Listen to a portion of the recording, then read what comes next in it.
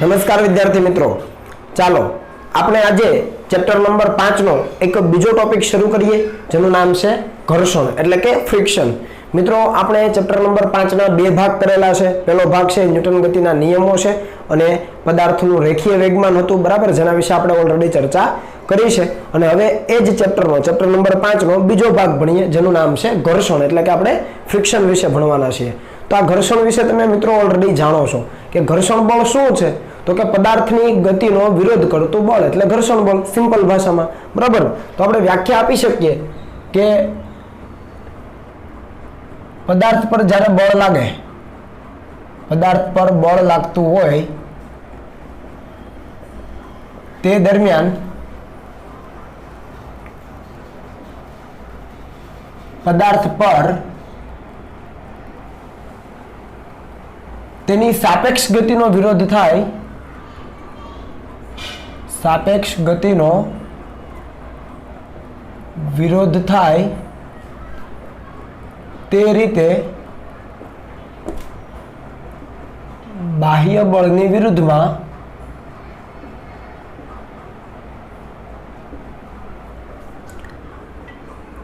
जे बळ लागे तेने घर्षण बळ कहे छे। फरीथी रिपीट करूं, पदार्थ पर बळ लागतुं होय, कोई पदार्थ छे एना पर ज्यारे तमे बळ लगाडो ए दरमियान पदार्थ पर तेनी सापेक्ष गतिनो विरोध थाय ते रीते बाह्य बळनी विरुद्धमां जे बळ लागे तेने घर्षण बळ कहेवाय। अहींया हुं तमने बाबत समजावुं ते बाबत अहींया आपणे आ रीते समजी शकीए। सौप्रथम आपणे स्थित घर्षणनी वात करीए એટલે વધારે સમજ આવે। ચાલો,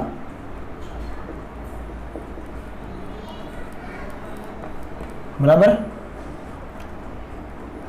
तो स्थित घर्षण એટલે સ્ટેટિક ફ્રિક્શન આપણે કહી શકીએ અને સ્ટેટિક ફ્રિક્શન।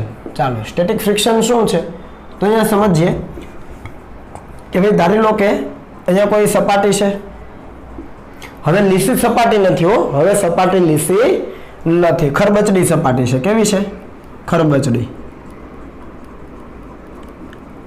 અને એના ઉપર કોઈ બ્લોક પડેલો છે, एना ऊपर कोई ब्लॉक पड़ेलो छे। आ ब्लॉक पर तमे जमणी तरफ से F जेटलुं बळ लगाडो छो। शुं करो छो? जमणी तरफ कैपिटल F जेटलुं बळ लगाडो छो। धारी लो के आ बळनुं मूल्य छे ए खूब नानुं छे, टूंकमां ओछा मूल्यनुं बळ लगाव्युं छे, से जेवो ज धक्को मार्यो छे तो आ ब्लॉक गति करशे। तो आपणो सामान्य अनुभव छे के आ ब्लॉक गति करशे नहीं।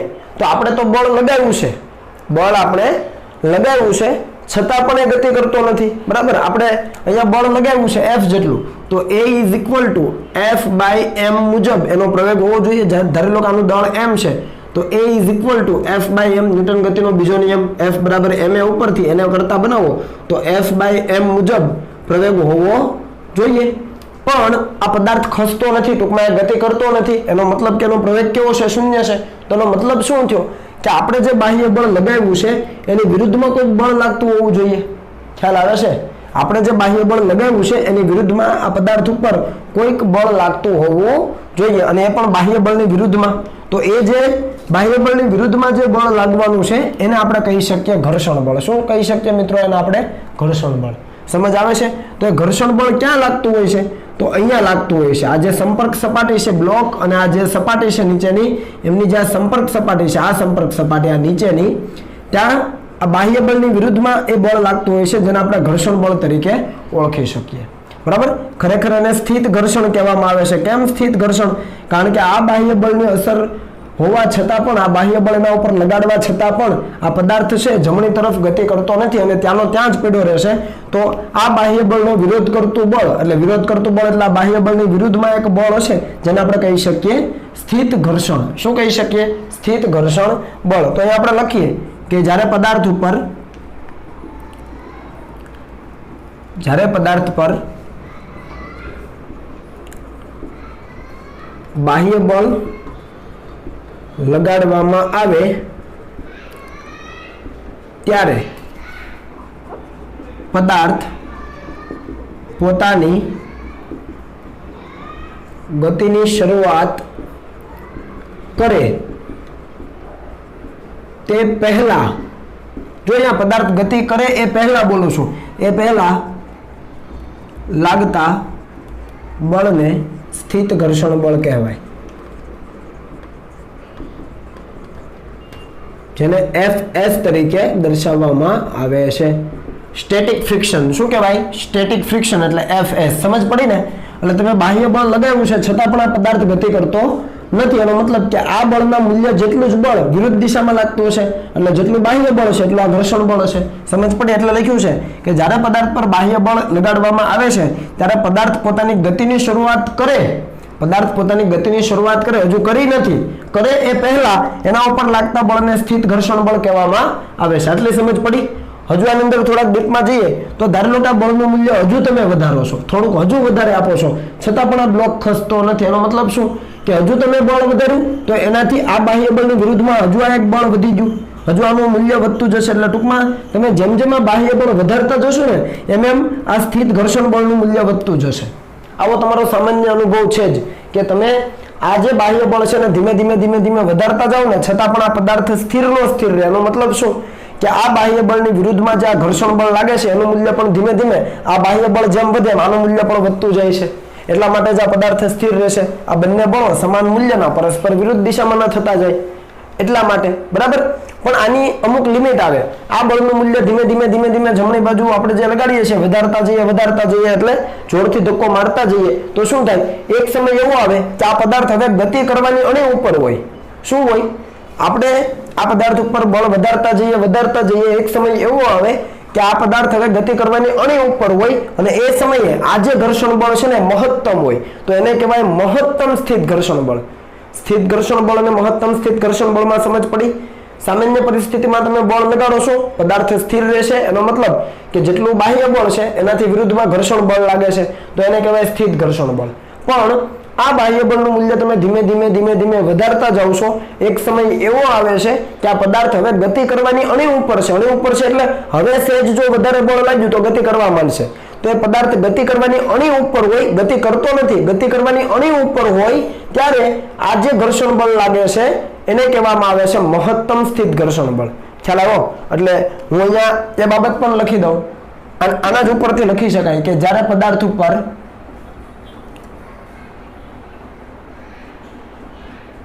લાગતા બાહ્ય બળની અસર હેઠળ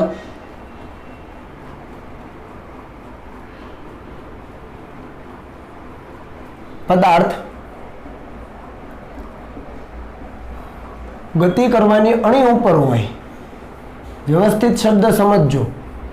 ગતિ કરતો નથી પણ ગતિ કરવાની અણી ઉપર હોય. ટૂંકમાં હવે ગતિ જો જેવું બળ વધશે તો ગતિ શરૂ કરી દેશે ને. એટલે જ્યારે પદાર્થ ઉપર લાગતા બાહ્ય બળ, આ બાહ્ય બળ છે, બાહ્ય બળની અસર હેઠળ પદાર્થ ગતિ કરવાની અણી ઉપર હોય તે દરમિયાન લાગતા સ્થિત ઘર્ષણ બળને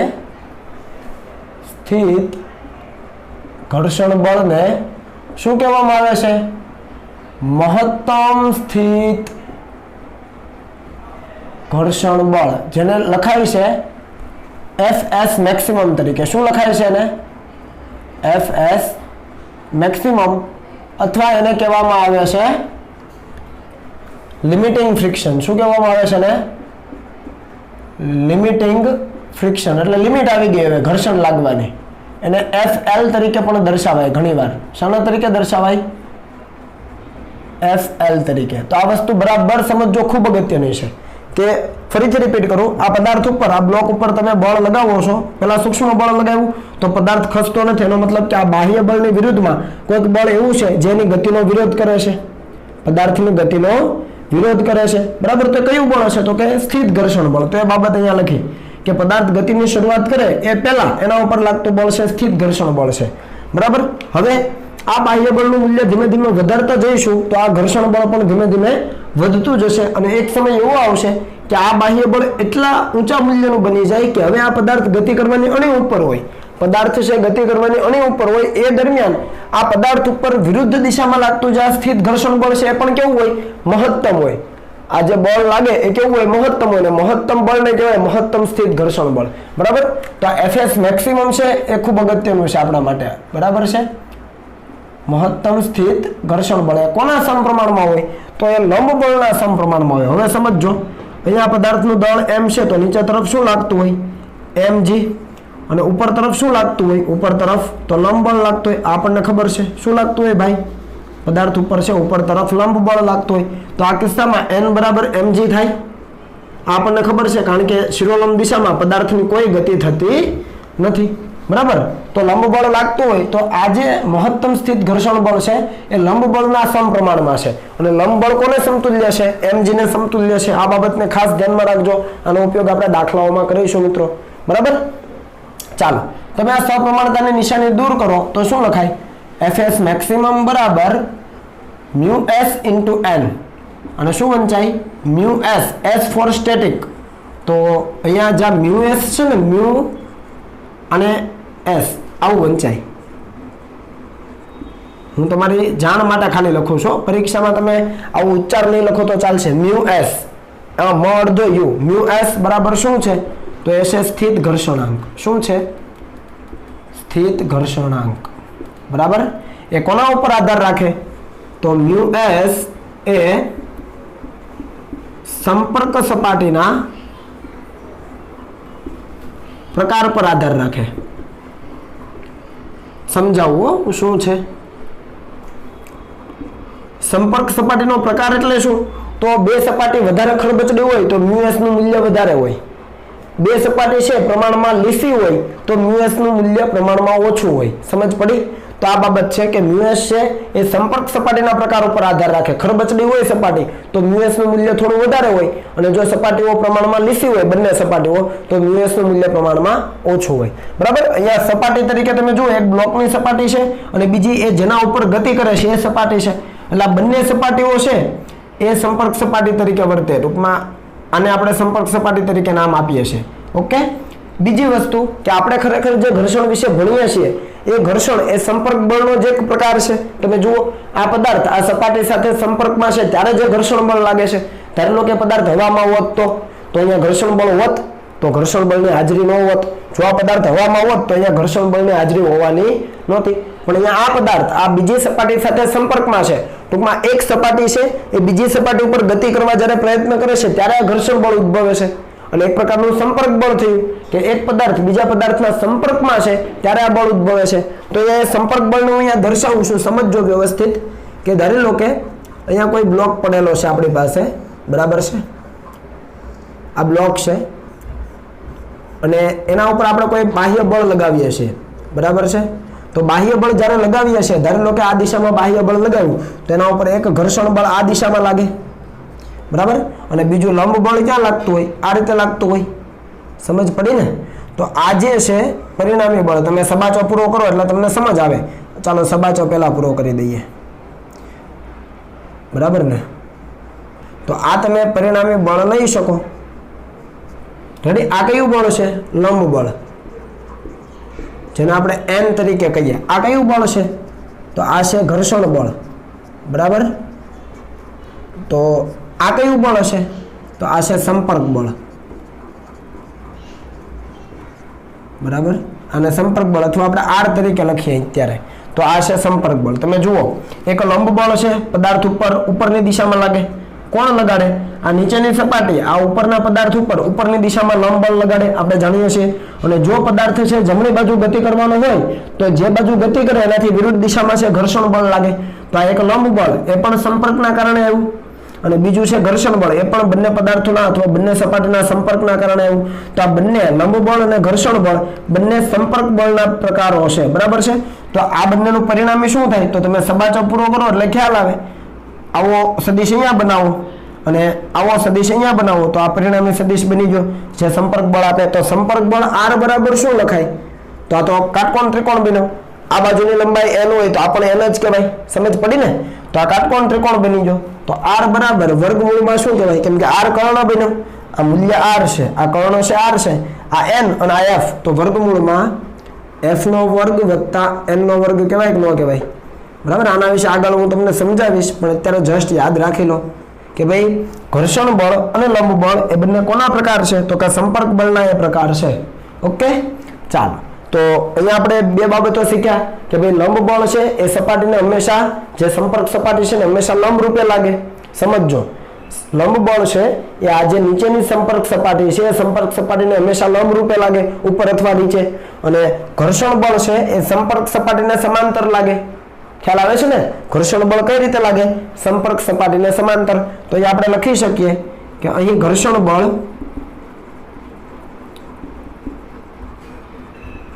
સંપર્ક સપાટીને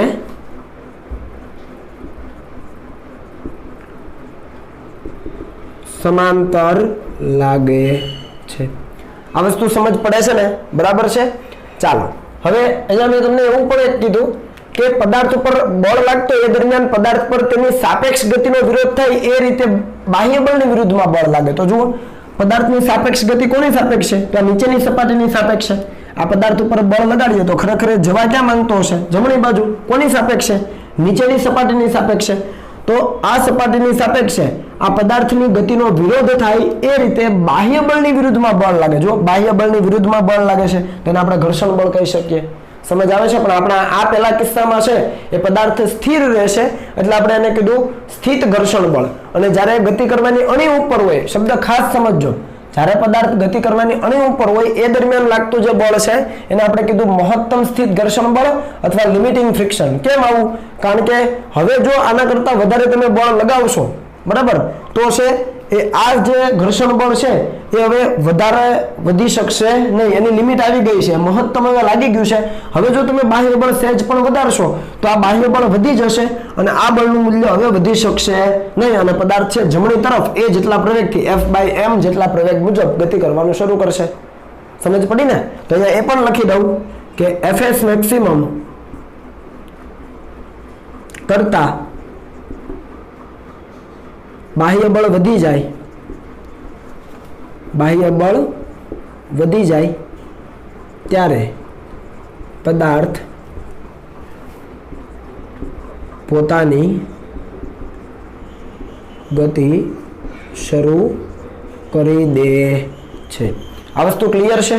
તો અહીંયા એ બાબત ખાસ સમજો કે ભાઈ અહીંયા જેમ જેમ તમે બાહ્ય બળ વધારો છો, પેલા બળ ઓછું હતું તો આનું મૂલ્ય ઓછું હતું, આનું મૂલ્ય વધાર્યું, આનું મૂલ્ય વધે, આનું મૂલ્ય વધાર્યું, આનું મૂલ્ય વધે, ક્યાં સુધી? Fs મેક્સિમમ સુધી. આ તો સમજ આવે છે ને? જેમ જેમ બાહ્ય બળ વધારીએ ને એમાં Fs વધતો જાય ક્યાં સુધી વધે? Fs મેક્સિમમ સુધી અથવા Fl સુધી. તો આને કહેવાય સેલ્ફ એડજસ્ટિંગ ફોર્સ. સ્થિત ઘર્ષણ બળને કેવું કહેવામાં આવે છે? Self adjusting force. કેમ? કેમ કે જેમ બાહ્ય બળ વધે છે એમ એ પોતાનું મૂલ્ય એડજસ્ટ કરતું જાય છે. અહીંયા 2 ન્યૂટન લગાડ્યું તો આ 2 ન્યૂટન લાગે, આ 3 ન્યૂટન કર્યું તો આ 3 લાગે, આ 5 કર્યું તો આ 5 લાગે, આ 10 કર્યું તો આ 10 લાગે. ક્યાં સુધી? Fs મેક્સિમમ સુધી. આપણે દાખલાઓ ગણીશું એટલે તમને સમજ આવશે, બરાબર? પણ અત્યારે સમજી લો કે જેમ જેમ બાહ્ય બળનું મૂલ્ય વધતું જાય એમ એમ આ Fs નું મૂલ્ય પણ, સ્થિત ઘર્ષણ બળનું મૂલ્ય પણ વધતું જાય છે. એ કારણથી એને સેલ્ફ એડજસ્ટિંગ ફોર્સ કહેવાય. તો આ ખૂબ અગત્યનો પોઈન્ટ છે, MCQ માટે ખાસ સમજજો કે જેમ જેમ પદાર્થ પર લાગતું બાહ્ય બળ F વધતું જાય તેમ તેમ સ્થિત ઘર્ષણ બળ Fs નું મૂલ્ય પણ વધતું જાય છે. આથી તેને કેવું ફોર્સ કહેવાય છે? સેલ્ફ એડજસ્ટિંગ ફોર્સ અથવા સેલ્ફ એડજસ્ટિંગ બળ પણ કહે છે. ખ્યાલ આવે છે? તો આ ખૂબ અગત્યની બાબત છે કે જેમ જેમ પદાર્થ પર લાગતું બાહ્ય બળ વધે તેમ તેમ સ્થિત ઘર્ષણ બળનું મૂલ્ય પણ વધતું જાય. આથી એને સેલ્ફ એડજસ્ટિંગ ફોર્સ કહેવાય છે. ઓકે, તો આ દરેક બાબતો છે ઈઝી છે. ખાસ કરીને આ સૂત્ર ખૂબ અગત્યનું છે મિત્રો અને નોંધ કરી રાખજો. આનો ઉપયોગ આપણે દાખલાઓમાં કરવાના છીએ જ્યાં n બરાબર શું છે? n બરાબર mg. સમજ આવે ને? રેડી ને? દરેક કિસ્સામાં આપણે mg લેવું પડે. અથવા એ પણ આ કિસ્સાની જ વાત કરું છું, હું આ કિસ્સાની જ વાત કરું છું એટલે n આપણે દરેક વખતે ગણીશું. ચાલો એ રહેવા દઈએ. રેડી? એન દર વખતે બદલાશે એટલે તમે પાછા કન્ફ્યુઝ થશો. તો આટલું કોપી કરી લો, પછી આગળ વધીએ. ચાલો,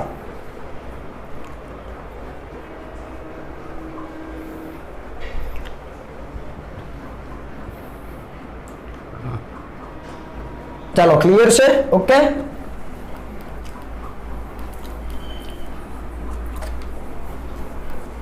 તો સમીકરણ 1 ઉપરથી સ્થિત ઘર્ષણાંકને કરતા બનાવો તો શું આવે? સમીકરણ 1 ઉપરથી સ્થિત ઘર્ષણાંકને કરતા બનાવો તો શું આવે? જુઓ તો મ્યુએસ ને કરતા બનાવો સ્થિત ઘર્ષણાંક, ભૂલાઈ ન જાય તો એફએસ મેક્સિમમ ના છેદમાં એન.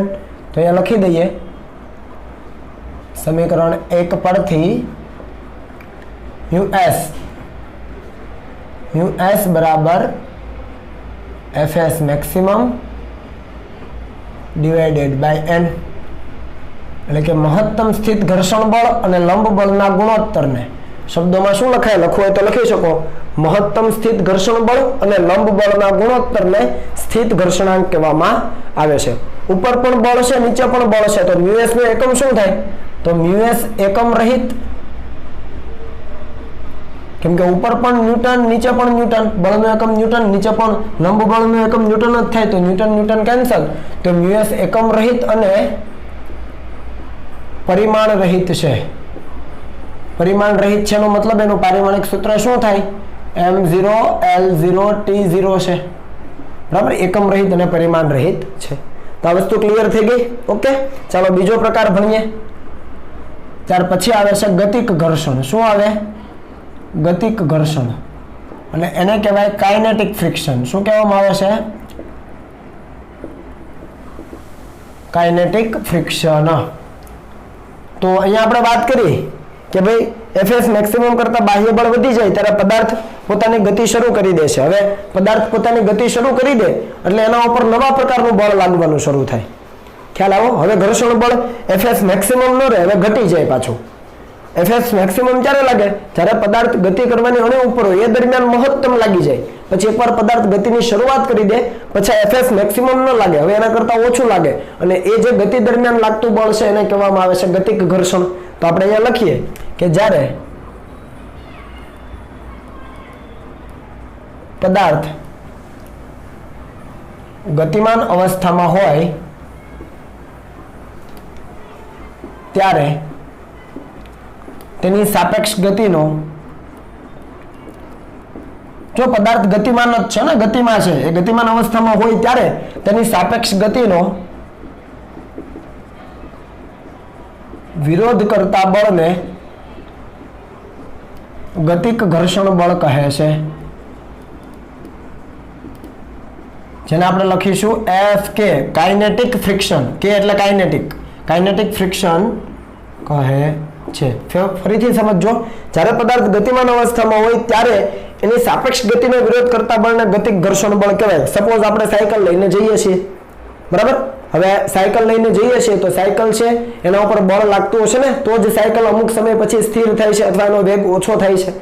તો સાયકલ ઉપર છે એ જ્યારે ગતિમાન અવસ્થામાં હોય ત્યારે સાયકલ ઉપર રોડ દ્વારા પાછળની દિશામાં જે બળ લાગે એને આપણે ગતિક ઘર્ષણ કહી શકીએ. ખ્યાલ આવે ને? સાયકલ જ્યારે ગતિમાન અવસ્થામાં છે ત્યારે એના ઉપર રોડ દ્વારા સાયકલની ગતિની વિરુદ્ધ દિશામાં જે બળ લાગે છે એને ગતિક ઘર્ષણ કહી શકીએ. કેમ? કારણ કે એની સાપેક્ષ ગતિનો વિરોધ થવો જોઈએ. સાયકલ જવા આગળ માંગે છે પણ બળ કઈ રીતે લાગશે જેથી કરીને એની ગતિ અવરોધાય. ખ્યાલ આવે છે? એટલે ગતિ આગળ છે તો બળ પાછળ લાગશે. હંમેશા માટે યાદ રાખજો કે પદાર્થ જે દિશામાં ગતિ કરવાનું વિચારતો હોય એનાથી વિરુદ્ધમાં ઘર્ષણ બળ લાગે. કોઈ પણ પદાર્થ હોય, બે પદાર્થ હોય તો એના માટે પણ એવું કે એક પદાર્થ છે જે દિશામાં ગતિ કરવા માંગે છે સાપેક્ષ ગતિ, એનાથી વિરુદ્ધમાં છે એના ઉપર ઘર્ષણ બળ લાગતું હોય બીજા પદાર્થ દ્વારા. પોતે પદાર્થ પોતાના ઉપર છે ઘર્ષણ બળ લગાડી શકતો નથી. હંમેશા બીજો પદાર્થ છે એ એના સિવાયના પદાર્થ ઉપર છે એ બળ લગાડતો હોય છે. બરાબર? તો આ છે ગતિક ઘર્ષણ બળ. અને અહીંયા પણ ગતિક ઘર્ષણ બળ, કાઇનેટિક ફ્રિક્શન, એ આના જેવું જ છે, લંબ બળના સમપ્રમાણમાં છે. અને અહીંયાથી જો આપણે સપ્રમાણતાની નિશાની દૂર કરીએ તો શું આવશે? તો મ્યુ એસ હતું એની જગ્યાએ મ્યુ કે. હવે તમને સમજ પડે છે? હવે આ મ્યુ કે શું હશે? તો અહીંયા સ્થિત ઘર્ષણાંક હતો મ્યુ એસ, એવી જ રીતે મ્યુ કે ગતિક ઘર્ષણાંક કહેવાય. તો અહીંયા લખીએ જ્યાં મ્યુ કે શું છે? ગતિક ઘર્ષણાંક. અને કોના ઉપર આધાર રાખે છે? તો એ મ્યુએસ ની જેમ જ સંપર્ક સપાટીના પ્રકાર ઉપર આધાર રાખે છે, જે સંપર્ક સપાટીના પ્રકાર પર આધાર રાખે છે. એનું પારિમાણિક સૂત્ર શું થશે? તો અહીંયા પણ જુઓ, n ને મ્યુ કે ને કરતા બનાવો તો શું થાય? મ્યુ કે એટલે ગતિક ઘર્ષણના છેદમાં લંબ બળ, એનો ગુણોત્તર. પદાર્થ પર લાગતું ગતિક ઘર્ષણ અને લંબ બળ એ બંનેનો ગુણોત્તર એટલે ગતિક ઘર્ષણાંક. ગતિક ઘર્ષણ અને લંબ બળનો ગુણોત્તર એટલે ગતિક ઘર્ષણાંક. તો અહીંયા આપણે લખી શકીએ કે મ્યુ કે એકમ રહિત અને પરિમાણ રહિત છે. પરિમાણ રહિત છે એનો મતલબ કે એનું પારિમાણિક સૂત્ર જો લખવું હોય મ્યુ કે નું, તો આપણે સ્ક્વેર બ્રેકેટમાં લખીએ છીએ મ્યુ કે is equal two m0 l0 t0. બરાબર. તો આ બીજું સૂત્ર આપણા માટે થયું જે ખૂબ અગત્યનું છે. રેડી? આને આપણે ભૂલીશું નહીં. અહીંયા ફરીથી લંબ બળ આવી રીતે હોય, પદાર્થ મૂકેલો હોય તો m દળ હોય તો નીચે તરફ mg અને લંબ બળ n. તો ઉપર તરફ ગતિ નથી એટલે n બરાબર mg આવા કિસ્સામાં. પણ દરેક કિસ્સામાં છે mg ન હોય એટલે આપણે ગણીશું. બરાબર. લંબ બળ આપણે ગણીશું. એ જ્યારે પણ દાખલાઓ આવશે ત્યારે હું તમને સમજાવીશ. લંબ બળ વિશે આપણે કન્સેપ્ટ ક્લિયર કરેલો છે. તો બે વસ્તુ ખાસ યાદ રાખજો કે જ્યારે પદાર્થ સ્થિર અવસ્થામાં પડેલો છે ત્યારે એના ઉપર લાગતું બળ કયું? ઘર્ષણ બળ કયું? તો કે સ્થિત ઘર્ષણ બળ. પદાર્થ જ્યારે ગતિ કરવાની અણી ઉપર હોય, ત્યારે ઘર્ષણ બળ કયું? તો કે મહત્તમ સ્થિત ઘર્ષણ બળ. અને એનું સૂત્ર શું? તો કે μs * n. બરાબર છે. અને જ્યારે પદાર્થ એક્ચ્યુઅલ ગતિ કરે છે, એક્ચ્યુઅલ ગતિ કરતો હોય ત્યારે એના ઉપર કયું ઘર્ષણ બળ લાગે? ગતિક ઘર્ષણ બળ. અને એનું સૂત્ર શું? μk * n. સૂત્ર બંને સમાન જેવા જ છે. જુઓ, μs * n, μk * n. બરાબર. પણ સ્થિત ઘર્ષણ હોય ત્યારે સફિક્સમાં s લખવાનો અને અહીંયા સફિક્સમાં k લખવાનો ગતિક ઘર્ષણમાં. સમજ આવે ને? બરાબર. હજુ આમાં આગળ જોઈએ. જુઓ તો શું વિચારી શકાય? તો વિચારો. જુઓ શું આવશે. તો ધારી લો કે કોઈ પદાર્થ છે, ગતિ કરે છે અને એને અચળ વેગથી ગતિ કરવી છે. તો ધારી લો કે કોઈ પદાર્થ છે એને અચળ વેગથી ગતિ કરવી છે. શું કરવું છે? અચળ વેગથી ગતિ કરવી છે. તો શું થશે? તો આવી રીતે કરી શકાય કે કોઈ પદાર્થ છે અહીંયા પડેલો છે અને એના ઉપર ધારી લો કે બાહ્ય બળ લાગે છે આ દિશામાં કેપિટલ F જેટલું. તો એના ઉપર ગતિક ઘર્ષણ ક્યાં લાગતું હોય? વિચારો તો. સ્માર્ટ છો તમે બધા, વિચારો. આ દિશામાં એની ગતિ આમ થવા માંગે છે તો સાપેક્ષ ગતિનો વિરોધ થાય. જે દિશામાં ગતિ કરવા માંગતો એનાથી વિરુદ્ધમાં ઘર્ષણ લાગે. બરાબર. તો જો F = Fk હોય એટલે કે જેટલું ગતિક ઘર્ષણ છે એટલું જ જો બાહ્ય બળ હોય તો પરિણામી બળ કેટલું થઈ ગયું? વિચારો. જેટલું બાહ્ય બળ છે એટલું ગતિક ઘર્ષણ હોય અથવા ગતિક ઘર્ષણ છે એટલું બાહ્ય બળ હોય. ટૂંકમાં બંને સમાન હોય તો પરિણામી બળ કેટલું? તો કે 0. જેટલું જમણી બાજુ છે એટલું ડાબી બાજુ છે. સમાન મૂલ્યના પરસ્પર વિરુદ્ધ દિશામાંના બળો. તો પરિણામી બળ 0 અને પરિણામી બળ 0. તો A = F/m મુજબ અહીંયા આપણે σf લખીએ કેમ કે પરિણામી બળ. તો σf પરિણામી બળ / m બરાબર 0 થઈ જાય. કેમ? કારણ કે બે બળો સમાન મૂલ્યના પરસ્પર વિરુદ્ધ દિશામાંના. તો σf બાદબાકી થઈ જાય અને પ્રવેગ 0 થઈ જાય. પ્રવેગ 0 તો પદાર્થ અચળ વેગી ગતિ કરે.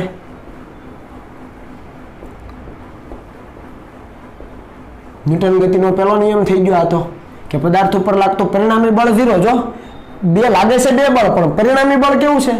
σf 0 છે. તો પ્રવેગ 0 તો પદાર્થ અચળ વેગી ગતિ કરે. અને ધારી લો કે F છે એ ઘર્ષણ બળ આ ગતિક ઘર્ષણ કરતા વધારે હોય તો આવું હોય તો ગતિક ઘર્ષણ જેટલું લાગે છે એના કરતા બળ વધારે હોય તો પરિણામી બળ. તો આપણને ખબર પડે કે A = σf/m = F - Fk/m મુજબ પદાર્થ કેવી ગતિ કરે? પ્રવેગી ગતિ કરે. કારણ કે હવે પ્રવેગ મળે. જુઓ, સમજ આવે ને? બાહ્ય બળ વધારે હોય ગતિક ઘર્ષણ કરતા તો પ્રવેગ છે એ F - F K, કેમ કે પ્રવેગ એનો કઈ દિશામાં છે? હવે જમણી તરફ, તો જે દિશામાં પ્રવેગ હોય એ દિશાનું બળ ધન, એનાથી વિરુદ્ધનું ઋણ, તો F - F K પરિણામી બળ છેદમાં m, એટલે કે પ્રવેગ આટલો હોય એ પ્રવેગ મુજબ પદાર્થ પ્રવેગી ગતિ કરે. ખ્યાલ આવ્યો? તો હવે આ તમને બધી સમજ આવી ગઈ છે. તો હવે આપણે ગ્રાફ બનાવી શકીએ. કોના વિરુદ્ધ કોનો? ઘર્ષણ બળ વિરુદ્ધ બાહ્ય બળનો. તો ગ્રાફ વ્યવસ્થિત જોજો. બરાબર, અહીંયા આપણે લખીએ ઘર્ષણ બળ, જેને આપણે લખીએ સ્મોલ f. સ્મોલ f એટલા માટે કે આપણે એમાં સ્થિત ઘર્ષણ પણ દર્શાવવું છે અને ગતિક ઘર્ષણ પણ દર્શાવવું છે. અને અહીંયા બાહ્ય બળ એને આપણે કહીએ કેપિટલ F અને અહીંયા 0 કહીએ. તો આપણને ખબર છે કે જેમ જેમ બાહ્ય બળ વધારીએ એમ એમાં ઘર્ષણ બળ વધતું જાય. શરૂઆતમાં કયું હોય? પદાર્થ સ્થિર હોય ત્યારે એના ઉપર બળ લગાડીએ ત્યારે કયું ઘર્ષણ હોય? તો આપણને ખ્યાલ આવે કે સ્થિત ઘર્ષણ હોય, અને સ્થિત ઘર્ષણ છે એ જેમ જેમ બાહ્ય બળ વધારીએ એમ એમ વધતું જાય. તો આ તમારો જે ગ્રાફ છે ને આવો આવે કંઈક સ્ટ્રેટ લાઈન. બરાબર, આ કયું બળ છે? સ્થિત ઘર્ષણ બળ, જેને આપણે Fs કહીએ છીએ. બરાબર છે? ચાલો, તો આમાં કંઈ ખોટું નથી. હવે શું થશે કે હવે એક સમય એવો આવશે કે આ બાહ્ય બળનું મૂલ્ય એટલું થઈ ગયું છે કે જેથી કરીને પદાર્થ છે ગતિ કરવાની અણી ઉપર છે, અને ગતિ કરવાની અણી ઉપર હોય ને ત્યારે એના ઉપર બળ થોડું વધી જાય. તો આ જે મહત્તમ બળ મળે છે, આ જે મહત્તમ બળ મળે છે એને તમે શું કહો છો? યાદ આવે છે કાંઈ? એને શું કહો છો? મહત્તમ સ્થિત ઘર્ષણ બળ કે નહીં? તો આને આપણે કહી શકીએ Fs મેક્સિમમ. બરાબર ને? ખોટો નથી. તો એને કહેવાય Fs મેક્સિમમ, જેને આપણે મહત્તમ સ્થિત ઘર્ષણ બળ કહીએ છીએ. તમારે અહીંયા લખવું હોય તો લખી દેજો મહત્તમ સ્થિત ઘર્ષણ બળ. અને પછી શું થાય? તો પછી લગભગ છે બળનું મૂલ્ય અચળ થઈ જાય છે. કેવું થઈ જાય છે? અચળ. તો આ કયું બળ છે? તો આ છે ગતિક ઘર્ષણ બળ. કયું બળ છે? ગતિક ઘર્ષણ બળ. સમજ પડી ને? તો ત્રણ બળો એક સાથે મેં દર્શાવી દીધા. જુઓ, પહેલા શું કર્યું? બાહ્ય બળ જેમ જેમ વધે એમાં ઘર્ષણ બળ વધે, એટલે કે સ્થિત ઘર્ષણ બળ વધે. સ્ટ્રેટ લાઈન હોય. પછી શું થાય? થોડુંક એવું બળનું મૂલ્ય વધારો એટલે પદાર્થ ગતિ કરવાની અણી ઉપર હોય ને એ સમયે એના ઉપર મહત્તમ સ્થિત ઘર્ષણ બળ લાગે. અહીંયા લખો એટલે લખી શકો મહત્તમ સ્થિત ઘર્ષણ બળ. અને એકવાર મહત્તમ સ્થિત ઘર્ષણ બળ લાગે પછી જો તમે પદાર્થ ઉપર બાહ્ય બળ લગાવશો તો હવે પદાર્થ ગતિ કરવા માંડશે, અને એના ઉપર કયું બળ લાગશે? ગતિક ઘર્ષણ બળ, જે લગભગ અચળ હોય છે. એ પદાર્થના વેગ ઉપર આધારિત નથી, કેમ કે વેગ પદાર્થનો ઓછો હોય કે વધારે હોય એનાથી ગતિક ઘર્ષણ બળને કોઈ ફરક પડતો નથી. એનું મૂલ્ય કેવું હોય છે? અચળ હોય છે. બરાબર? તો આ એક ગ્રાફ તમારે યાદ રાખવાનો હતો. ચાલો, તો આ પ્રકારનો એક ગ્રાફ છે એ કમ્પ્લીટ આપણો થાય છે. અને હવે અહીંયા આપણે અમુક નોટ કરી લઈએ. બરાબર છે? તો પહેલી વસ્તુ કે ઘર્ષણ બળ છે, ઘર્ષણ બળ એ સંપર્ક સપાટીને સમાંતર લાગે. સંપર્ક સપાટીને સમાંતર લાગે. આ વસ્તુ મેં તમને કીધી. લંબ બળ છે એ સંપર્ક સપાટીને લંબ રૂપે લાગે, અને ઘર્ષણ બળ છે સંપર્ક સપાટીને સમાંતર લાગે. નંબર 2 કે બે પદાર્થો વચ્ચે લાગતું બળ છે જોડમાં જ ઉદ્ભવે, એટલે ઘર્ષણ બળ પણ જોડમાં જ ઉદ્ભવે.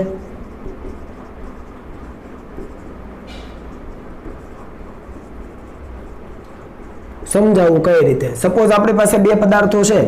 બરાબર? અહીંયા આપણે કહીએ પદાર્થ A અને અહીંયા કહીએ નીચે પદાર્થ B. તો અહીંયા છે A, અહીંયા છે B, અને આપણે A ઉપર છે આ તરફ બળ લગાડ્યું. વિચારો. બરાબર? તો એ પદાર્થ ઉપર જમણી તરફ કેપિટલ F જેટલું બાહ્ય બળ લગાવ્યું તો પદાર્થ A ક્યાં જવાનો? જમણી તરફ. કોની સાપેક્ષે? B ની સાપેક્ષે. સમજ પડી કે ન પડી? પદાર્થ A ક્યાં જવાનો? જમણી તરફ, કેમ કે એના ઉપર બળ લાગે છે તો જમણી તરફ. તો એ કોની સાપેક્ષે જમણી તરફ જાય છે? B ની સાપેક્ષે. બરાબર છે? તો અહીંયા B પદાર્થ છે એ પદાર્થ ઉપર આ દિશામાં બળ લગાડે. કયું બળ? ઘર્ષણ બળ. એટલે કે F A પર B વડે. સમજો વ્યવસ્થિત રીતે. પદાર્થ A જવા આમ માંગે છે, પણ એની ગતિની જે સાપેક્ષ ગતિ થવાની છે એનાથી વિરુદ્ધમાં એના ઉપર બળ લગાડે, એટલે કે A પર B વડે ઘર્ષણ બળ લાગે. સમજ પડી? A પર B વડે ઘર્ષણ બળ લાગે. પણ ન્યૂટન ગતિનો ત્રીજો નિયમ શું કહે છે? આઘાત અને પ્રત્યાઘાત સમાન મૂલ્યના પરસ્પર વિરુદ્ધ દિશામાંના. એટલે જો A ઉપર B બી વડે લાગતું ઘર્ષણ બળ આ તરફ હોય, એ ઉપર બી વડે લાગતું ઘર્ષણ બળ આ તરફ હોય, તો બી પર એ વડે ક્યાં લાગે? જમણી તરફ. તો આવી રીતે થાય એફ બી પર એ વડે.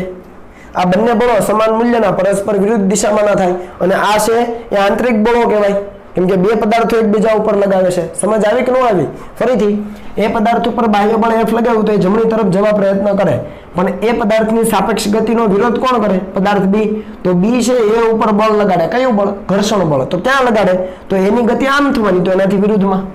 સાપેક્ષ ગતિ થવાની આમ, તો એનાથી વિરુદ્ધમાં બળ લગાડે. સમજ પડી? એટલે એ પર બી વડે બળ લાગે. હવે પદાર્થ એ આમ જાય તો પદાર્થ એને બી પદાર્થ ક્યાં જતો દેખાય? ડાબી બાજુ. પદાર્થ આમ જતો હોય તો એ બી તરફ જોવે તો બી પદાર્થ ક્યાં દેખાય? એને ડાબી બાજુ. તો પદાર્થ બી ની સાપેક્ષ ગતિ ડાબી બાજુ થાય. કોની સાપેક્ષ? એની સાપેક્ષ. ડાબી બાજુ થાય તો એ ડાબી બાજુની સાપેક્ષ ગતિનો વિરોધ થાય, એ રીતે જમણી બાજુ બળ લાગે. તો જો બી પર એ વડે જમણી બાજુ. સિમ્પલ છે. એટલે એની સાપેક્ષ ગતિ અવરોધવા એના ઉપર ડાબી બાજુ બળ લાગે, અને બી ની સાપેક્ષ ગતિ ડાબી બાજુ થાય, એ અવરોધવા જમણી બાજુ બળ લાગે. તો અહીંયા આપણે લખી શકીએ કે એફ એ પર બી વડે જે બળ લાગે છે એટલા જ મૂલ્યનું બળ બી પર એ વડે લાગે છે, પણ વિરુદ્ધ દિશામાં. ન્યૂટન ગતિનો ત્રીજો નિયમ, એ પર બી વડે જેટલું બળ લાગે એટલું જ બળ બી પર એ વડે લાગે, પણ વિરુદ્ધ દિશામાં. સમજ પડી? તો આ 2 પોઈન્ટ છે, અગત્યના છે. હજુ બીજો એક પોઈન્ટ આપણે નોંધવો છે, પણ એ પહેલા આ બંને બોર્ડ તમે લખી લો. ચાલો,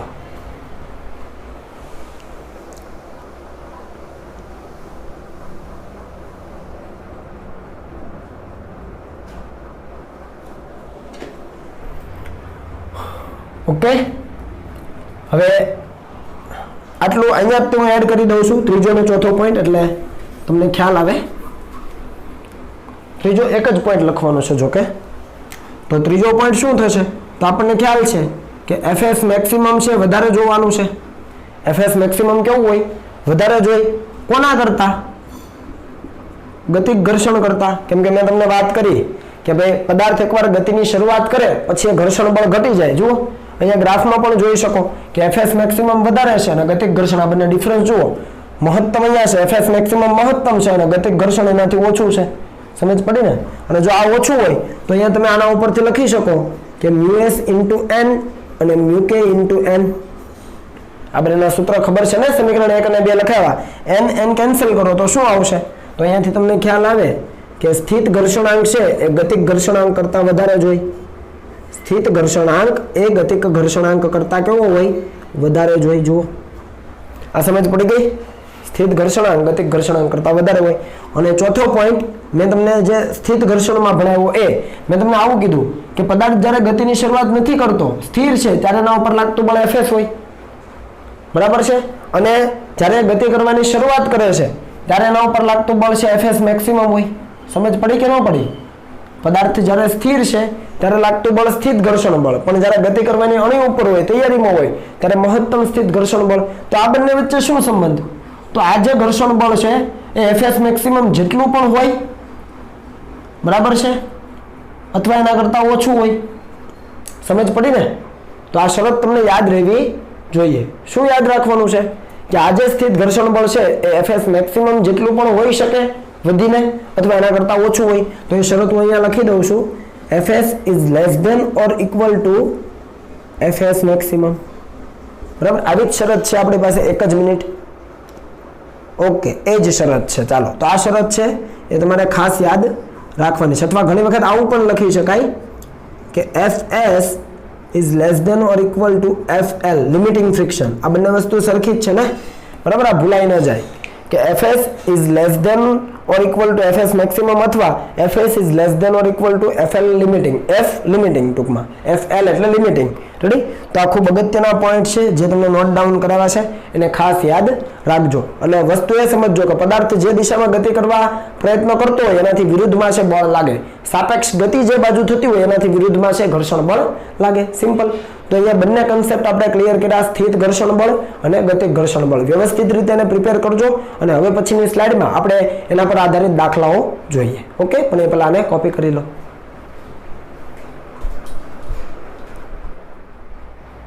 ચાલો મિત્રો, ગતિક ઘર્ષણ પર આધારિત થોડાક દાખલાઓની ચર્ચા કરી લઈએ. બરાબર? સ્થિત ઘર્ષણ પર આધારિત દાખલાઓ આપણે પછી જોઈશું, પણ ગતિક ઘર્ષણ પર આધારિત દાખલાઓ જોઈ લઈએ. તો અહીંયા આકૃતિમાં અહીંયા એક સપાટી ઉપર 4 કિલોગ્રામનો એક બ્લોક છે, બરાબર. એ બ્લોક અને નીચેની સપાટી વચ્ચેનો ગતિક ઘર્ષણાંક મ્યુ કે એટલે શું હતું? ગતિક ઘર્ષણાંક એ આપ્યો છે 0.2 અને અહીંયા બ્લોક ઉપર જમણી તરફ 10 ન્યૂટનનું બળ લગાડેલું છે. તો આપણને ગતિક ઘર્ષણ બળ જોઈએ છે, Fk એટલે ગતિક ઘર્ષણ બળ, અને બ્લોકનો પ્રવેગ આપણને જોઈએ છે. તો આવા કિસ્સામાં આપણે શું કરવાનું મિત્રો? તો આવા કિસ્સામાં સૌપ્રથમ આપણે FBD બનાવી દેવાનું. જ્યારે પણ બળની ચર્ચા હોય ત્યારે શું બનાવી દેવાનું? FBD બનાવી દેવાનું. તો આ પદાર્થનો FBD બનાવો. ચાલો, તો અહીંયા આપણે હું 4 kg નો બ્લોક દર્શાવું છું. જુઓ, ધ્યાન આપજો, બરાબર. આ 4 kg. સૌપ્રથમ એના ઉપર વજન બળ લાગે નીચે તરફ કેટલું હોય? 40 હોય. ડાયરેક્ટ લખી શકાય, mg મુજબ 40 હોય. આ સપાટી આ બ્લોક ઉપર તરફ બળ લગાવે, લંબ બળ, આ તમે જાણો છો. તો આ n અને વજન બળ બંને દર્શાવાઈ ગયા. નીચે તરફ વજન બળ, ઉપર તરફ લંબ બળ. આ તરફ કયું બળ છે? 10 ન્યૂટનનું છે, બરાબર. એટલે હું ખાલી 10 લખું છું અત્યારે. હવે તો આ પદાર્થની ગતિ કઈ બાજુ થવાની? તો આ બાજુ થવાની, બરાબર. તો ઘર્ષણ બળ કઈ બાજુ લાગે? આ બાજુ. તો આપણે આવું લખી શકીએ કે Fk આ તરફ લાગવાનું છે. સિમ્પલ છે, બરાબર. તો આ 4 બળો આવી ગયા. લંબ બળ આવી ગયું, વજન બળ આવી ગયું, 10 ન્યૂટનનું બળ આ બાજુ આવી ગયું, ને જે દિશામાં એની ગતિ થવાની એનાથી વિરુદ્ધમાં છે એ ઘર્ષણ બળ લાગવાનું છે, ગતિક ઘર્ષણ. તો અહીંયા આપણને ગતિક ઘર્ષણ કઈ રીતે મળશે? તો આપણે લખી શકીએ કે Fk બરાબર μk × n, બરાબર છે. અહીંયા μk એઝ ઇટ ઇઝ. અહીંયા n ની કિંમત ક્યાંથી લાવવી? તો n બરાબર 40 થાય. કેમ? અહીંયા હું mg કરી દઉં. ચાલો અત્યારે. કેમ એવું?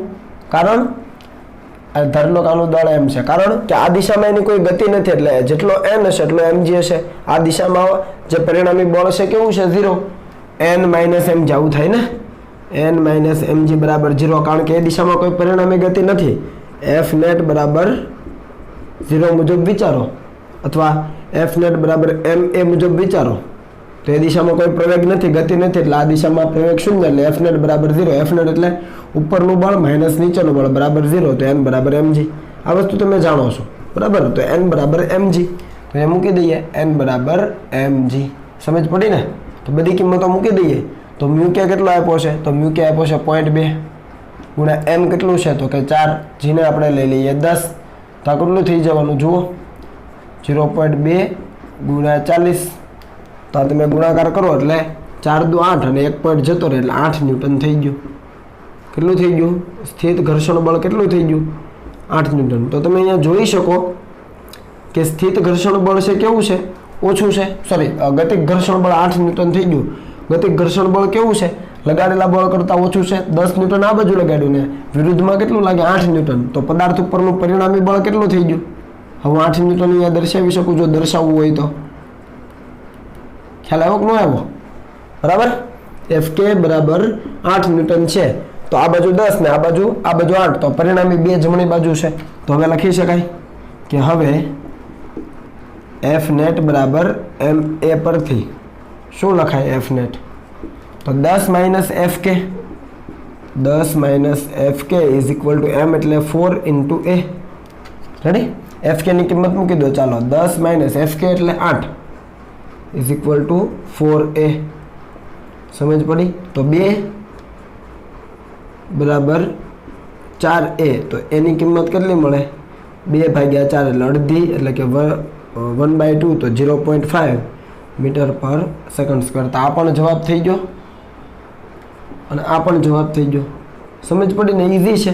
માત્ર FBD બનાવી દો. ઉપરનું બળ, નીચેનું બળ, જમણી બાજુ, ડાબી બાજુ. ડાબી બાજુ કયું હશે? બળની વિરુદ્ધમાં ઘર્ષણ બળ. અને Fk બરાબર μk × n સૂત્ર હતું, એમાં n એટલે mg. તો અહીંયા લખી શકાય n બરાબર mg. દર વખતે n અલગ અલગ હોય બધા કિસ્સામાં. અહીંયા n બરાબર mg. તો મૂકી દીધી કિંમતો મૂકો. Fk 8 ન્યૂટન એટલે આ બાજુ 10, આ બાજુ 8. તો પરિણામી 2 આ બાજુ હોય. તો F net બરાબર ma. 10 - Fk. 10 - Fk. કેમ કે પ્રવેગની દિશાનું બળ ધન, પ્રવેગ કઈ બાજુ હશે? આ બાજુ હશે.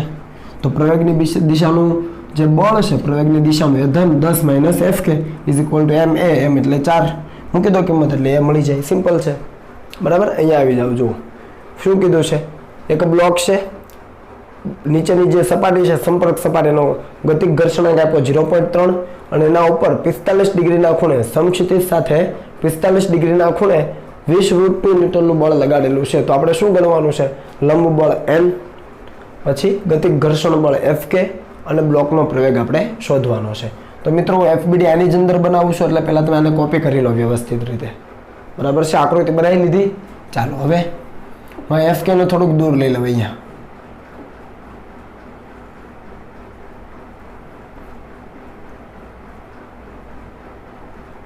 મ્યુકે ને મ્યુકે કેટલું હતું? 0.3 હતું. બરાબર ને? ચાલો તો મ્યુકે 0.3 હતું એ લઈ લીધું છે અહીંયા. તો આનો FBD કઈ રીતે બનશે? તો આ બળને હું અહીંયા આગળ ખેંચી શકું આ રીતે.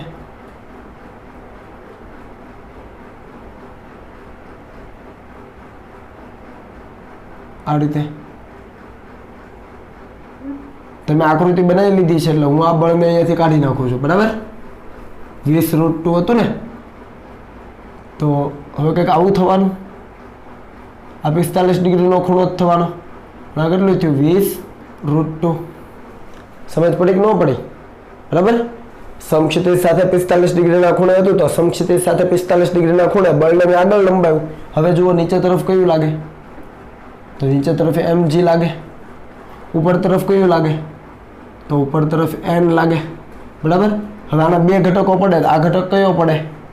તો આ પડે 20√2, અથવા આપણે એને f જ કહી દઈએ. ચાલો ને, f 20√2 એવું કહી દઈએ.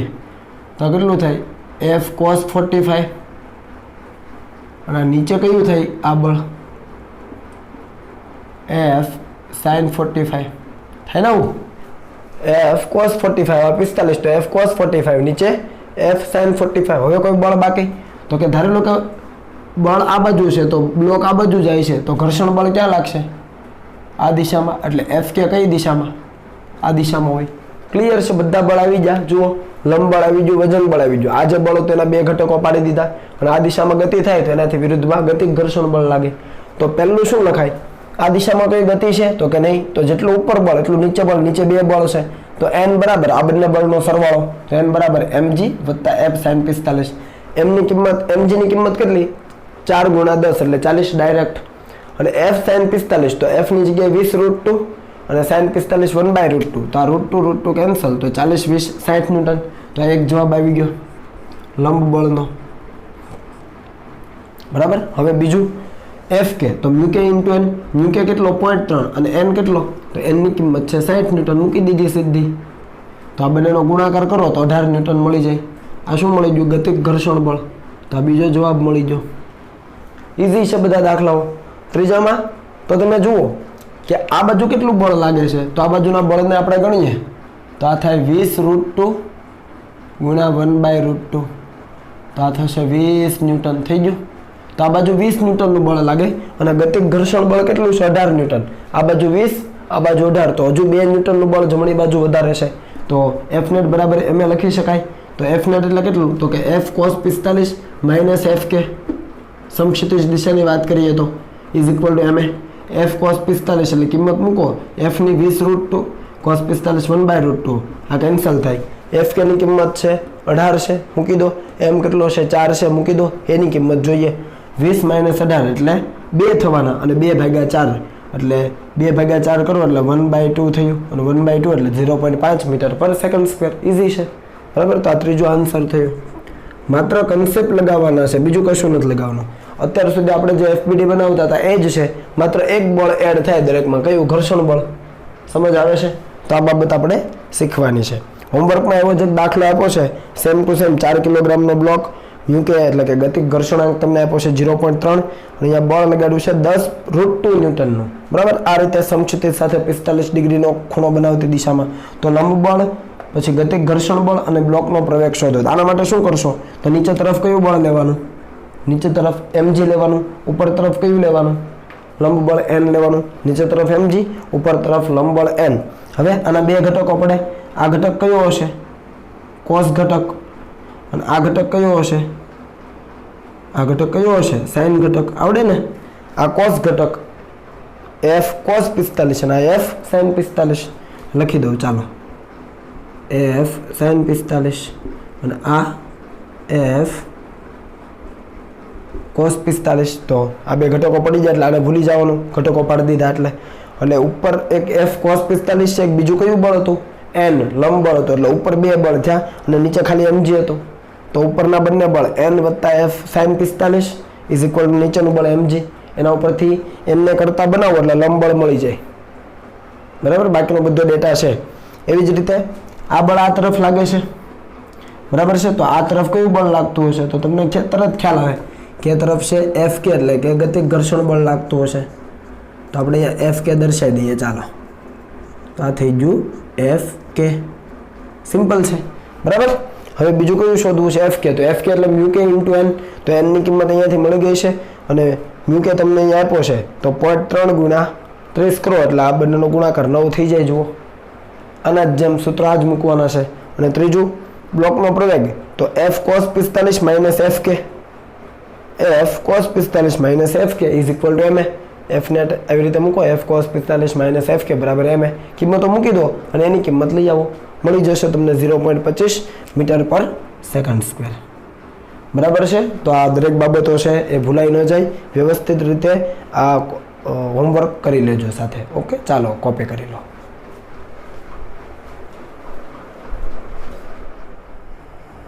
ચાલો એક દાખલો ઢોળાવવાળો જોઈ લઈએ. તો અહીંયા ઢોળાવવાળી સપાટી ઉપર 15 કિલોગ્રામનો એક બ્લોક આપેલો છે અને ઢોળાવ છે એ સમક્ષિતિજ સાથે 30 ડિગ્રીનો ખૂણો બનાવે છે. અહીંયા શું કીધું છે કે બ્લોકને, આ જે બ્લોક છે એને 25 સેન્ટીમીટર પર સેકન્ડ સ્ક્વેરના પ્રવેગથી ઉપર સરકાવવા માટે, એટલે પ્રવેગ ક્યાં હોવો જોઈએ? ઉપર તરફ. તો મેં અહીંયા દર્શાવી દીધો છે. ઉપર તરફ સરકાવવા માટે F બરાબર 200 ન્યૂટનનું બળ સમક્ષિતિજ દિશામાં લગાડવામાં આવે તો ગતિક ઘર્ષણાંક અને ગતિક ઘર્ષણ બળ અને ગતિક ઘર્ષણાંક શોધો. એટલે ગતિક ઘર્ષણ બળ પણ શોધવાનું, ગતિક ઘર્ષણાંક પણ શોધવાનું. આ બંને વસ્તુ આપણે શોધવાની છે. તો અહીંયા આપણી પાસે શું કીધું છે કે અહીંયા બ્લોકને ઉપર તરફ મોકલવાનો છે 25 સેન્ટીમીટર પર સેકન્ડ સ્ક્વેરના પ્રવેગથી. હવે સેન્ટીમીટર પર સેકન્ડ સ્ક્વેર છે, એને મીટરમાં લઈ જઈએ તો 0.25 મીટર પર સેકન્ડ સ્ક્વેર થઈ જાય પ્રવેગ. અને બળ કેટલું છે? 200 ન્યૂટનનું સમક્ષિતિજ દિશામાં. જુઓ અહીંયા, તો આ છે 200, બરાબર છે. હું એકમ લખતો નથી. ચાલો, તો આ આકૃતિ પહેલા તમે સવાલમાં બનાવી લો, પછી આની અંદર હું બધા બળ દર્શાવું છું. FBD બનાવીએ ટૂંકમાં આપણે, બરાબર. કોનો? 15 કિલોગ્રામનો. ચાલો, ઓકે. ચાલો, તો 15 કિલોગ્રામનો FBD બનાવીએ તો શું થાય? સૌથી પહેલા એનું વજન બળ હોય. કયું બળ? વજન બળ નીચે તરફ mg. તો આ લખી દીધું mg. હવે આપણે લંબ બળ લખી શકીએ. તો અહીંયા આ લંબ બળ આવે, વ્યવસ્થિત રીતે દર્શાવીએ.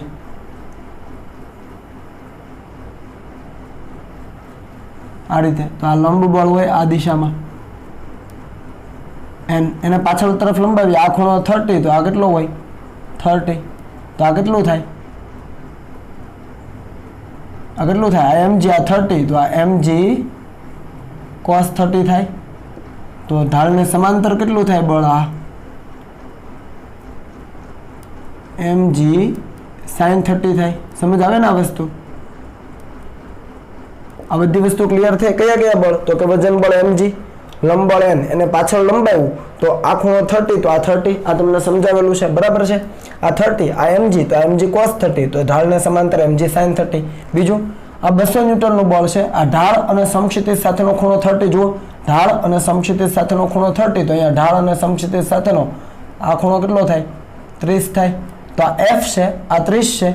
તો આ બળ કયું હોય? આ F cos 30 હોય, F cos 30. તો અહીંયા લંબ કયું હોય?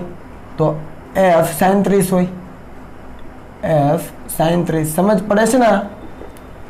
સમક્ષિતિજ અને ઢાળ સાથેનો ખૂણો 30. તો અહીંયા સમક્ષિતિજ અને ઢાળ સાથેનો ખૂણો 30. આ F, આ 30. તો આ F cos 30 અને એને લંબ F sin 30. હવે કોઈ બળ બાકી છે? તો કે ના. પણ અહીંયા ઉપર બ્લોક જવાનો છે તો નીચે તરફ એક બળ હશે. કયું બળ હશે? ગતિક ઘર્ષણ બળ. જેને આપણે લખીએ F કે. હવે સમજ પડી? બ્લોક ઉપર જવાનો તો આ જે ઢોળાવવાળી સપાટી છે અને બ્લોકની સપાટી એની વચ્ચે ઘર્ષણ હશે. તો બ્લોક ઉપર જાય તો એના ઉપર ઘર્ષણ ક્યાં લાગે? વિરુદ્ધ દિશામાં. આ કોના ઉપર લાગતું ઘર્ષણ છે? બ્લોક ઉપર. આપણે બ્લોકનો FBD બનાવ્યો છે, સિમ્પલ. હવે આપણે વિચારીએ. જુઓ, તો અહીંયા તમે જુઓ, આ દિશામાં બ્લોકની ગતિ થાય છે? તો કે ના, ઢાળને લંબ ગતિ થતી નથી. એટલે જેટલું n હોય એટલું આ બંને બળ હોય. તો n બરાબર આ બંને બળનો સરવાળો, તો જો mg cos 30 વત્તા f sin 30 બરાબર છે। ચાલો m એટલે 15, g એટલે 10, cos 30 એટલે √3/2 વત્તા f કેટલો તો કે 200 અને sin 30 એટલે 1/2। આ સાદુરૂપ આપો એટલે તમને જવાબ મળે 229.75 ન્યૂટન। કેમ આપણે લંબ બળ ગણ્યું? કારણ કે એની આપણને જરૂર પડશે, તો આ તમને મળ્યું 229.75 ન્યૂટન। હવે બીજું, તો આ દિશામાં વાત કરો, બ્લોક ક્યાં જશે? આ તરફ, તો એ દિશાનું બળ વધારે હોય એટલે f cos 30 માઇનસ આ બંને બળ, તો અહીંયા આપણે લખી શકીએ f net બરાબર ma, આ સૂત્ર લખાય। એમાં ઉપર તરફનું બળ વધારે એટલે f cos 30 માઇનસ f કે માઇનસ mg sin 30 જુઓ છે is equal two ma। f net આખું છે, આ ઉપર તરફનું બળ પોઝિટિવ, એનાથી વિરુદ્ધમાં છે બંને negative, is equal two ma। f એટલે 200, cos 30 એટલે √3/2, f કે આપણે શોધવાનું minus as it is m 15 g 10 sin 30 1/2, m કેટલો તો કે 15 અને એ આપણને ઓલરેડી આપ્યો છે અહીંયા જુઓ 0.25, તો એ મૂકી દીધો। તો આ f કે માઇનસ છે, પેલી તરફ જાય તો પ્લસ થાય, તો f કે આ માઇનસ પેલી તરફ જાય તો પ્લસ, તો આનું સાદુરૂપ આપો એટલે 100√3 થાય, તો 100√3 એટલે 173 થાય, √3 એટલે 1.73 બરાબર, 1.73 ગુણ્યા 100 એટલે 173 માઇનસ આ માઇનસ આ કરશો એટલે 150 ભાગ્યા 2 એટલે 75, તો -75 અને આ જે જવાબ હતો આ બાજુ પ્લસ હતો, આ બાજુ આવે તો માઇનસ, તો -3.75। તો આ જવાબ લાવો એટલે તમને FK નો જવાબ મળે 94.25 ન્યૂટન। કેટલો મળે? 94.25 ન્યૂટન। તો તમને લંબબળ પણ મળી ગયું અને FK પણ મળી ગયું। તો આ બંને વચ્ચે કંઈક સંબંધ છે? હા, કયા સૂત્રથી? FK બરાબર μk * n બરાબર છે, આપણને જે જોઈતું હતું FK એ તો અહીંયા મળી ગયું છે। જુઓ FK બરાબર આ આપણો એક જવાબ થઈ ગયો। હવે μk આપણને ગતિક ઘર્ષણ બળ મળી ગયું, હવે ગતિક ઘર્ષણાંક મેળવવો છે બરાબર। તો μk મેળવવા માટે કરતા બનાવો FK ના છેદમાં n લખાય। FK આપણને મળ્યું કેટલું? 94.25 અને n કેટલું મળ્યું છે? જો જરૂર પડી 229.75 ભાગાકાર કરો એટલે મળે 0.41 અને એનો એકમ આવે નહીં, કેમ કે આ પણ બળ છે અને આ પણ બળ છે, તો એકમ રહિત આવે બરાબર 0.41। ખ્યાલ આવ્યો ને? FBD બનાવી દેવાનો છે આપણે જે રીતે બનાવતા હતા એ રીતે, એક વધારાનું બળ એડ કરવાનું, ગતિની વિરુદ્ધ દિશામાં કયું? ઘર્ષણ બળ, અને એ પ્રમાણે આગળ વધી જવાનું બરાબર। f net બરાબર ma, એ સૂત્ર જ છે। લંબબળ પણ તમે ગણી લીધું છે, તમને f net બરાબર ma ઉપરથી તમને ગતિક ઘર્ષણ બળ પણ મળી ગયું, તો ગતિક ઘર્ષણાંક μk મળી જાય। આ ઘર્ષણ બળ છે ને આ ઘર્ષણાંક છે, ભૂલાઈ ન જાય બરાબર। ચાલો આગળ વધીએ, તો ઉદાહરણનો દાખલા નંબર 5.9 છે, જુઓ શું કહે છે। તો કે આકૃતિમાં, આકૃતિ આ છે પાઠ્યપુસ્તકની, આકૃતિમાં દર્શાવેલ ટ્રોલી અને સપાટી વચ્ચેનો ગતિક ઘર્ષણાંક, ગતિક ઘર્ષણાંક એટલે μk 0.04 હોય, જુઓ લખ્યું છે μk બરાબર 0.04 હોય, તો બ્લોક અને ટ્રોલીના તંત્રનો પ્રવેગ કેટલો છે? આનો પ્રવેગ આપણે શોધવાનો છે, આ તંત્રનો, અને દોરીમાં કેટલું તણાવ હશે? અહીંયા આ જે દોરી છે એમાં કેટલું તણાવ હશે? બે વસ્તુ શોધવાની, તંત્રનો પ્રવેગ શોધવાનો અને દોરીમાંનું તણાવ શોધવાનું, જેનું મૂલ્ય આપણને કીધું છે 10 મીટર/સેકન્ડ² લ્યો અને દોરીનું દળ અવગણો। અહીંયા ટ્રોલીનું વજન આપણને આપેલું છે 20 કિલોગ્રામ અને આ જે બ્લોક છે એનું વજન આપેલું છે આપણને 3 કિલોગ્રામ બરાબર। તો આપણે બે બાબતો શોધવાની છે, દોરીનો તંત્રનો પ્રવેગ અને દોરીમાંનું તણાવ। તો આનો FBD આપણે બનાવવો પડે પહેલા તો બરાબર। તો સૌથી પહેલા આપણે વિચારી લઈએ કે આ તંત્ર આ રીતે નીચે આવશે, તો નીચે આવશે એટલે શું થશે? આનો પ્રવેગ નીચે તરફ હશે a જેટલો અને આનો પ્રવેગ ક્યાં હશે? જમણી તરફ હશે a જેટલો। તંત્રનો પ્રવેગ સરખો જ હોય બરાબર છે, જેટલો આ અહીંયાનો આનો હશે એટલો જ આનો હશે, કેમ કે જેટલું બળ અહીંયા લાગે એટલું બળ અહીંયા લાગે છે, તણાવ એક જ દોરી છે એટલે ઓકે। તો આપણે FBD અલગ અલગ પણ બનાવી શકીએ અને અહીંયા પણ બનાવી શકીએ। ચાલો આપણે અલગ બનાવી દઈએ। આપણે કોના માટે વિચારીએ? 20 કિલોગ્રામ માટે વિચારીએ। જુઓ તો અહીંયા લખું છું 20 kg એટલે કે ટ્રોલી માટે, તેના ઉપર કયું બળ છે? તો અહીંયા છે તણાવ બળ T બરાબર। બીજું કયું બળ છે? તો એ આ તરફ ગતિ કરે એટલે આ સપાટી છે એને રોકવા પ્રયત્ન કરે, આ તરફ એના ઉપર ઘર્ષણ બળ લાગે, કયું બળ લાગે? ગતિક ઘર્ષણ બળ FK। કેમ એવી ખબર પડી? કારણ કે ગતિક ઘર્ષણાંક તમને આપ્યો એટલે આ બાજુ તણાવ લાગે તો એનાથી વિરુદ્ધ દિશામાં ગતિક ઘર્ષણ બળ લાગે। ઉપર તરફ કયું બળ લાગે? આ સપાટીના કારણે બ્લોક ઉપર લંબ બળ એટલે કે ટ્રોલી ઉપર, અને નીચે તરફ કયું બળ હોય? તો નીચે તરફ બળ હોય mg। સમજ પડી ને? બીજું કોઈ બળ હોય તો કે ના। પ્રવેગ કઈ બાજુ એનો? તો કે આ બાજુ। ચાલો આટલી વસ્તુ ક્લિયર। 20 કિલોગ્રામ માટે ટ્રોલી માટે લખાઈ ગયું તણાવ, પછી ગતિક ઘર્ષણ બળ, ઉપર તરફ લંબ બળ, નીચે તરફ વજન બળ આવી ગયું, એની પરિણામી ગતિ પહેલી તરફ છે। આના માટે વિચારો। ચાલો બ્લોક માટે, તો બ્લોક માટે શું થશે? તો અહીંયા લખીએ 3 kgનો બ્લોક છે, તો નીચે તરફ mg થવાનું, ઉપર તરફ તણાવ છે, બીજું કોઈ બળ છે તો કે ના, એનો પ્રવેગ ક્યાં છે તો કે નીચે તરફ, સિમ્પલ, એનો FBD તો બની ગયો. એની અંદર કોઈ ઘર્ષણ બળ આવે તો કે નહીં, એ તો હવામાં લટકે છે. તો આ બંનેના ગતિના સમીકરણો લખીએ. તો જુઓ 3 કિલોગ્રામ માટે જુઓ, ચાલો 3 કિલોગ્રામ માટે એ નીચે તરફ આવે છે તો નીચેનું બળ વધારે, ઉપરનું બળ ઓછું, તો Fnet બરાબર ma લખાય, એનો પ્રવેગ છે એટલે Fnet બરાબર ma લખાય. Fnet એટલે નીચેનું બળ માઇનસ ઉપરનું બળ, કારણ કે પ્રવેગની દિશાનું બળ ધન, તો mg માઇનસ t, Fnet મળી ગયું ઇઝ ઇક્વલ ટુ ma. ટીને કરતા બનાવો અથવા કિંમત મૂકી દઈએ તો mg એટલે કેટલું થાય? તો m એટલે અહીંયા આ કિસ્સામાં થાય 3 ગુણ્યા 10 અને 30 થાય. રેડી? તો mg બરાબર 30 થાય, 3 ગુણ્યા 10 એટલે 30, માઇનસ t બરાબર m એટલે 3, કેમ કે 3 kg માટે વાત થઈ છે તો દળ એ જ લેવું પડે, 3 ઇન્ટુ a. તો આની ઉપરથી t પહેલી તરફ અને 3 આ બાજુ, તો t ને કરતા બનાવો તો 30 માઇનસ 3a મળી જાય, 30 માઇનસ 3a, તમને સમીકરણ નંબર 1 મળી જાય. બરાબર? એને 1 આપી દઈએ.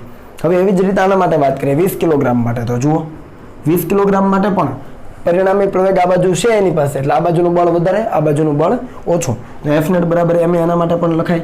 તો t વધારે એટલે t માઇનસ fk પરિણામી બળ ઇઝ ઇક્વલ ટુ ma. હવે t માઇનસ fk એટલે μk ઇન્ટુ n, fk એટલે કેટલું થાય? μk ઇન્ટુ n થાય કે ન થાય સૂત્ર મુજબ? બરાબર? Is equal two ma. આ t ની કિંમત અહીંયાથી ઉઠાવો, 30 માઇનસ 3a લખી દીધી. આ t ની કિંમત અહીંયાથી ઉઠાવો, 30 માઇનસ 3a લખી દીધી. નિયમના માઇનસ અહીંયા છે, μk 0.04 આપ્યો છે, અને n એટલે, તો n એટલે mg, અહીંયા n બરાબર mg થાય, તો n બરાબર mg એટલે કેટલું? તો 20 ગુણ્યા 10 એટલે 200. જુઓ સમજ પડે ને, એટલે n બરાબર 200. હવે ખબર પડવી જોઈએ ડાયરેક્ટ. તો t minus μk into n is equal two ma લખ્યું, એમાં t ની કિંમત 30 માઇનસ 3 મૂકી દીધી. નિયમના માઇનસ, μk એટલે 0.04 જે આપ્યું છે આપણને, અને n ની કિંમત તો n બરાબર 200, કેમ કે આ દિશામાં કોઈ બળ ગતિ નથી, એટલે જેટલું ઉપર બળ એટલું નીચે બળ, તો n બરાબર 200, તો n ની જગ્યાએ 200. m એટલે 20 કિલોગ્રામ માટે વાત થાય છે, તો 20 ઇન્ટુ a. હવે અહીંયા માઇનસ 3a છે, પહેલી તરફ જાય તો પ્લસ 3a, તો પ્લસ 3a અને પ્લસ 20, પ્લસ 23a, 23a થઈ ગયું. હવે આ 30 એઝ ઇટ ઇઝ, આ બંનેનો ગુણાકાર કેટલો થાય? 8 થાય. બરાબર છે? પણ બાદ બાકી છે 30 માઇનસ 8 એટલે 22 થયું. તો એને કરતા બનાવો 22/23, ભાગાકાર કરો એટલે 0.96 મીટર પર સેકન્ડ સ્ક્વેર તમને જવાબ મળી જાય. આ એક જવાબ મળી ગયો પ્રવેગ. બીજું શું કીધું છે? તણાવ. તો તણાવ માટે જુઓ, આ પ્રવેગની કિંમત તમે અહીંયા મૂકી દો તો તણાવ મળી જાય. તો તણાવ t બરાબર 30 માઇનસ 3 અને એની કિંમત કેટલી હતી? 22/3 અથવા 0.96 જે મૂકો એ. આ તમે સાદુરૂપ આપો એટલે તમને 27.1 ન્યૂટન છે એ તણાવનું મૂલ્ય પણ મળી જાય. બંને જવાબો મળી જાય. કરવાનું શું હતું? માત્ર ને માત્ર FBD બનાવવાના હતા, સિમ્પલ. અને બંનેના Fnet બરાબર ma ઉપરથી, એટલે કે ન્યૂટન ગતિના બીજા નિયમ ઉપરથી ઇક્વેશન ઓફ મોશન ગતિના સમીકરણો લખવાના હતા. ફરક ક્યાં હતો? તો કે આના ઉપર એક વધારાનું બળ લાગ્યું. કયું? આ બળ, ઘર્ષણ બળ. અત્યાર સુધી આપણે સપાટી લીસી લેતા હતા, પણ અહીંયા સપાટી લીસી નથી. જો ગતિક ઘર્ષણાંક છે, ગતિક ઘર્ષણાંક છે, એટલે તમારે ગતિક ઘર્ષણ બળ લેવું પડે, અને એ મુજબ એ બાદબાકી થાય, અને Fk બરાબર μk ઇન્ટુ n, જ્યાં n ની કિંમત અહીંયાથી મળે 200, એ ભૂલાઈ ન જાય. અને ગણી દો દાખલો. તો આ અગત્યનો દાખલો છે. બરાબર? પરીક્ષાની અંદર તમને 2 અથવા 3 માર્ક્સની અંદર પૂછી શકાય, તૈયાર કરી રાખજો. બરાબર? બંને માટેના સમીકરણો લખો, સોલ્વ કરો એટલે જવાબ મળી જાય. સિમ્પલ. ચાલો હવે કોપી કરી લો.